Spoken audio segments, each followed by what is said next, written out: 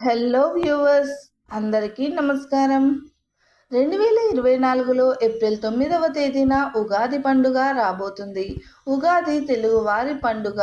ఆది అనే పదం మొదలు అనే అర్థాన్ని తెలియజేస్తుంది. యుగము అనగా సంవత్సరము, జంట అని అర్థము. ఉత్తరాయణము, దక్షిణాయనము అనే జంటతో కూడిన సంవత్సరానికి ఉగము అని పేరు. ఉగమునకు ఆదిగా ఉగాదిని జరుపుకుంటూ ఉన్నాము.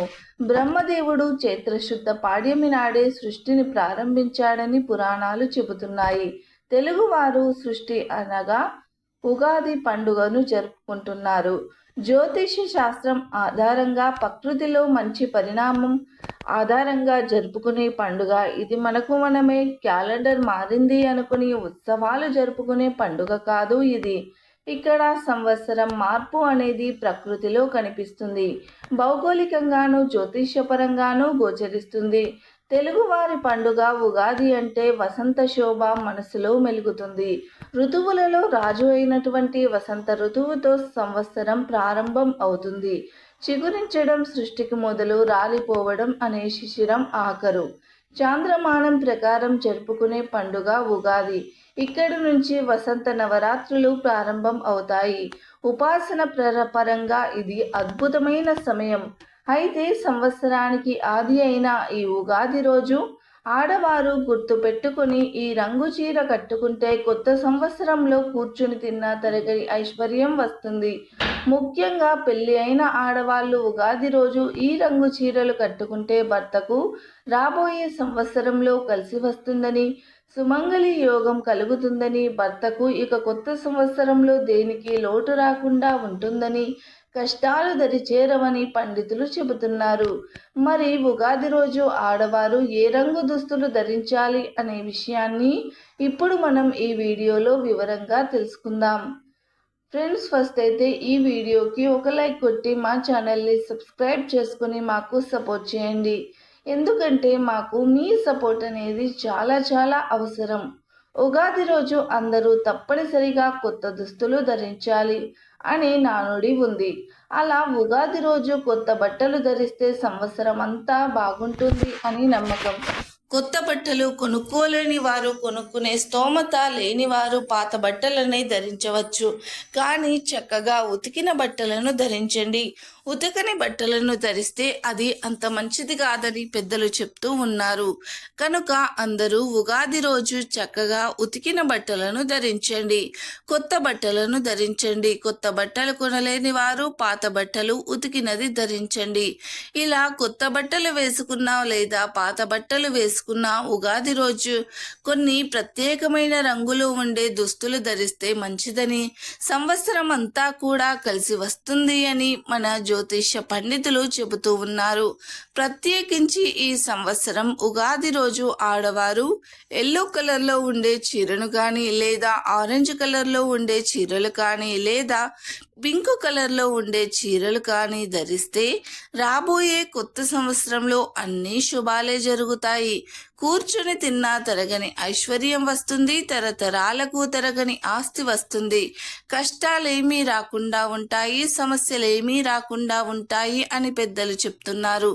అంతేకాదు ఉగాది రోజు ఆడవారు ఈ రంగు చీరలు కట్టుకోవడం వలన ముఖ్యంగా భర్తకు కొత్త సంవత్సరంలో బాగా కలిసి వస్తుంది. చీరలు ఒక్కటే కాదు, డ్రెస్సులు వేసుకునే వారు కూడా ఈ రంగులో ఉండే డ్రెస్సులు వేసుకుంటే శ్రీ క్రోధినామ సంవత్సరంలో ఎటువంటి కష్టాలు రాకుండా ఉంటాయి.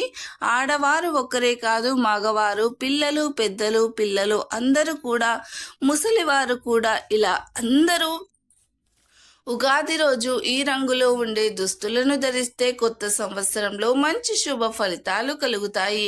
ఎటువంటి కష్టాలు రాకుండా ఉంటాయి. ఏ పని చేసినా ఆ పనిలో విజయం మిమ్మల్ని వరిస్తుంది. పట్టిందల్లా బంగారం అవుతుంది. రాజయోగం పడుతుంది. కాబట్టి ప్రతి ఒక్కరూ కూడా ఉగాది రోజు గుర్తు పెట్టుకొని ఈ రంగులో ఉండే దుస్తులను ధరించండి. ఎల్లో కానీ లేదా ఆరెంజ్ కానీ లేదా పింక్ కానీ ఈ మూడింటిలో ఏదో ఒక రంగులో ఉండే దుస్తులు ధరించండి. సంవత్సరం అంతా ధనానికి ఐశ్వర్యానికి లోటు లేకుండా సంతోషంగా జీవించండి. పురాణాల ప్రకారం నారద మహర్షి మానవ స్త్రీ రూపం పొంది జంజాటకాలలో పడి వివాహము, పిల్లలు మొదలైన మానవ జీవిత చక్రంలో ఇరుక్కుపోతుంది. ఒక రాజును వివాహమాడి 60 మంది పిల్లలను పొందుతుంది. ఆ యువతి కాలగమనంలో ఆ రాజు పుత్రులతో కలిసి యుద్ధానికి వెళ్తారు. ఆ యుద్ధంలో వారందరూ కూడా చనిపోతారు. అప్పుడు ఈ మాయ నుండి బయటపడ్డ యువతి అనగా నారదుడు ఇది అంతా ఆ విష్ణుమాయ అని తెలుసుకుని ఆ మహావిష్ణువును ప్రార్థిస్తాడు. విష్ణువు నారదుడిని కరుణిస్తాడు. మీ పిల్లలు 60 సంవత్సరాలుగా కాలచక్రంలో తిరుగుతూ ఉంటారు అని వరం ఇస్తారు. అవే మన తెలుగు సంవత్సరాలుగా ప్రస్తుతం వాడుకలో ఉన్నాయి. విష్ణుకు యుగాది అనే పేరు కూడా ఉంది. దానిని మనం విష్ణు సహస్రనామంలో చూడవచ్చు. ఉగాది కృత్ అంటే యుగాలను సృష్టించేవాడు. యుగావర్తో అనగా యుగములను పునరావృతం చేయువాడు అని అర్థం. భారతీయుల యొక్క ప్రతి పర్వదినం ఔచిత్యవంతంగా ఉంటుంది. ప్రకృతిలోని మార్పులకు అనుగుణంగా మనం ఈ పర్వాలను చేసుకుంటూ ఉంటాం.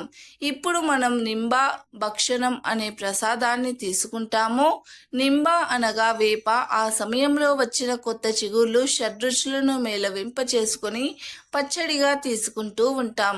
షడ్రుచుల సంకేతమైన షడ్రుచుల సమ్మేళనం ఉగాది పచ్చడి. ఇందులో వృక్షముల యొక్క సారము ఉన్నది. మామిడి, వేప, బెల్లం అనేవి 3 దేవతా ద్రవ్యములు. అభ్యంగన స్నానము చేసి నూతన వస్త్రముల ధారణ చేసి భగవత ఆరాధన చేసి గుమ్మాలకు మామిడాకుల తోరణాలు కట్టి గడపలకు పసుపు కుంకుమలు పెట్టి దీపారాధన చేసి భారతీయులు శుభాకాంక్షలు చెప్పే తీరులో పవిత్రత ఉంది. కాబట్టి ఆ వాతావరణం నుంచి వచ్చే కోరిక తప్పకుండా ఫలిస్తుంది. కనుక భారతీయుడు ఉగాది శుభాకాంక్షలు చెప్పడంలో ఒక సార్థకత ఉంది.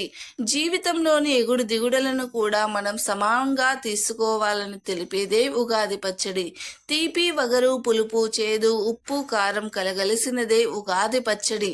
జీవితం కూడా అంతే. అన్నింటినీ ఆస్వాదించినప్పుడే సంతోషంగా ఉంటాము. ఉగాది భావాన్ని తెలిపేది ఉగాది పచ్చడి. షడ్రుచుల సమ్మేళనంగా చేసే ఈ పచ్చడి జీవితంలో జరిగే వివిధ అనుభవాలకు ప్రతీక. జీవితం అన్ని అనుభవములను కలిగినదైతే అర్థవంతమని చెప్పే భావం ఇమిడి ఉంది పచ్చడిలో. ఉండే ఒక్కొక్క పదార్థం ఒక్కొక్క భావానికి, అనుభవానికి ప్రతీక. బెల్లము తీపి, ఆనందానికి సంకేతం. ఉప్పు జీవితంలో ఉత్సాహానికి, రుచికి సంకేతం. వేప పువ్వు చేదు, బాధ కలిగించే అనుభవాలకు సంకేతం. చింతపండు పులుపు, నేర్పుగా వ్యవహరించవలసిన పరిస్థితులకు సంకేతం. పచ్చి మామిడి ముక్కలు పులుపు, కొత్త సవాళ్లకు సంకేతం. మిరప పొడి, కారం సహనం కోల్పోయేటట్టు చేసే పరిస్థితులకు సంకేతం. ఉగాది రోజు పొద్దున్నే ఇంటి ఆడవారు పచ్చడి తయారు చేసి దేవునికి నైవేద్యంగా పెడతారు. ఇంట్లో వారంతా స్నానం చేసి కొత్త బట్టలు కట్టుకుని పరగడుపున ఉగాది పచ్చడి తిని తర్వాత అల్పాహారం తీసుకుంటూ ఉంటారు. ఆ రకంగా తమ జీవితాలు అన్ని భావాల మిశ్రమంగా ఉండాలని ఆకాంక్షిస్తూ ఉంటారు. శాస్త్రీయ పరంగా చెప్పుకోవాలంటే ఉగాది పర్వదినం మొదలయ్యే రోజు నుండి, అంటే చైత్రమాసంలో భూమి సూర్యుడికి చాలా దగ్గరగా వెళ్తూ ఉంటుంది. ఆ సమయంలో సూర్యుడి నుండి వెలువడే వేడి తాపం వల్ల మన శరీరానికి, ఆరోగ్యానికి హాని కలిగించేవిగా ఉంటాయి. వేడిని నివారించడానికి పచ్చడిలో ఉండే బెల్లము, వేపపూత ఎంతో తోడ్పడతాయని అంటారు. ఉగాది రోజున విధిగా పంచాంగ శ్రవణం చేయాలి. పంచాంగ శ్రవణం సాధారణంగా దేవాలయాల్లో జరుగుతుంది. తిథి, వార, నక్షత్ర, యోగ, కరణం అనే 5 అంగాలను వివరించేదే పంచాంగం. పంచాంగ శ్రవణం సమయంలో ఉత్తరాభిముఖంగా కూర్చోవాలి. పంచాంగకర్త, నవనాయకులు, ఉపనాయకులు, వారికి ఆధిపత్యం వహించే గ్రహాలు, వాటి ద్వారా సంవత్సరంలో కలిగే ఫలితాలతో పాటు సంక్రాంతి పురుషుడి లక్షణాలు, ఫలాలు, వివిధ నక్షత్రాలు, రాశుల వారి రాశి ఫలాలు, ఆదాయ వ్యయాలు, ఆదాయాలు, రాజ్య పూజ్య అవమానాలు సవివరంగా తెలియజేస్తారు. దీనివల్ల ప్రతి మానవుడు ఆదాయాన్ని మించి వ్యాయం చేయకుండా, తొందరపాటు చర్యలతో అవమానాల పాలు పడకుండా జాగ్రత్త పడతాడు. అంతేకాదు, గ్రహాల గమనాన్ని అర్థం చేసుకుని వాటికి తగిన విధంగా జీవన గమనాన్ని మార్చుకుంటూ అభివృద్ధిని సాధిస్తాడు. ఉగాది రాబోతూ ఉంది. తెలుగు సంవత్సరాది ప్రారంభం కనుక ఈ రోజు పొరపాటున కూడా కొన్ని తప్పులు చేయకూడదని పండితులు అంటున్నారు. ఈ రోజు తప్పనిసరిగా ఉగాది పచ్చడి తినాలి. ఇంతటి పవిత్రమైన రోజు ఉపవాసం ఉంటే చాలా మంచిది.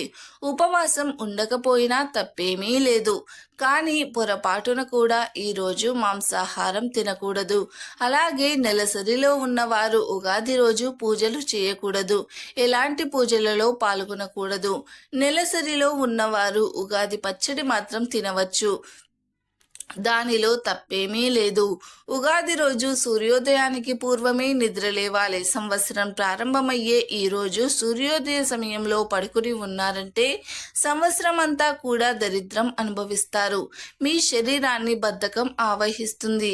ఏ పని చేసినా అపజయాలే ఎదురవుతాయి. అదేవిధంగా ఈ ఉగాది రోజు భార్యాభర్తలు సంగమించకూడదు. అంతేకాదు, ఉగాది రోజు ఎవరితో గొడవలు పడకూడదు. ముఖ్యంగా ఇంట్లో భార్యాభర్తలు వాదనలు ఆడుకోకూడదు. పిల్లలను తిట్టకూడదు. ఉగాది రోజు ఏ ఇతర జీవిని హింసించకూడదు. ముఖ్యంగా గోవులను కొట్టకూడదు. ఈ రోజు గోవులను పూజించాలి. ఈ రోజు గోవుకు పచ్చని రంగులో ఉండే ఆహారం తినిపిస్తే మీ కుటుంబం 10 కాలాల పాటు పచ్చగా ఉంటుంది. ఉగాది రోజు కుటుంబంతో సంతోషంగా ఉండాలి. వీలైనంత వరకు ఇష్టదైవం నామాన్ని స్మరించుకోవాలి. అలాగే ఉగాది రోజు ఆడవారు ఏదైనా గుడికి వెళ్ళినప్పుడు జుట్టు విరబోసుకొని వెళ్ళకూడదు. చక్కగా జడ వేసుకొని వెళ్ళాలి. ఈ రోజు స్నానం చేయకుండా అపరిశుభ్రంగా ఉంటే మహాపాపం మూట కట్టుకున్నట్లే అవుతుంది. ఉగాది రోజు తప్పకుండా ఈ నియమాలను పాటించాలి. మా వీడియో కనుక మీకు నచ్చినట్లయితే లైక్ చేయండి, షేర్ చేయండి. అలాగే మా ఛానల్ని సబ్స్క్రైబ్ చేసి గంట సింబల్ని యాక్టివేట్ చేసుకోండి. మేం పెట్టే వీడియోస్ మీకు నోటిఫికేషన్గా వస్తాయి. ధన్యవాదాలు.